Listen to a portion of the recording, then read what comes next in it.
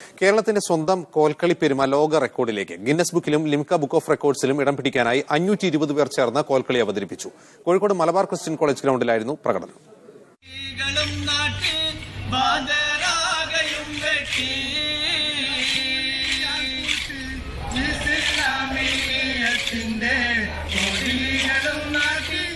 സംസ്ഥാനത്തിന്റെ വിവിധ ജില്ലകളിൽ നിന്നെത്തിയ കോൽക്കളി സംഘങ്ങൾ. ഓരോ സംഘത്തിന്റെയും ശൈലി വ്യത്യസ്തം. എന്നാൽ ലോക റെക്കോർഡിനായി 8 മിനിറ്റ് നേരം ഒരേ ശൈലിയിലും വേഗത്തിലും അവർ കളിച്ചു. പതറാതെയും വെട്ടി, ഹംസപുലിയാം കുട്ടി, തരണം പിതാവോരെ തുടങ്ങുന്ന വരികൾക്ക് സംഘാംഗങ്ങൾ ചുവടുവെച്ചു.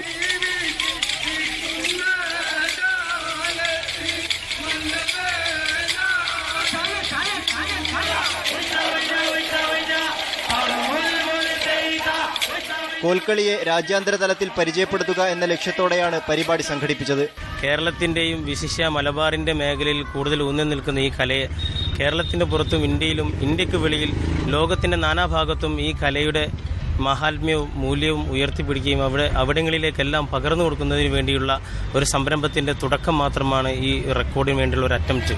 120 പേർ ചേർന്ന് കാസർഗോഡ് നടത്തിയ കോൽക്കളിയുടെ റെക്കോർഡ് ഇനി പഴങ്കഥയാകും. പ്രകടനം നിരീക്ഷിക്കാൻ ഗിന്നസ് പ്രതിനിധികളും എത്തിയിരുന്നു. ക്യാമറ പേഴ്സൺ മനീഷ് പെരുമണ്ണയ്ക്കൊപ്പം കെ ഇല്യാസ്, മീഡിയ 1 കോഴിക്കോട്.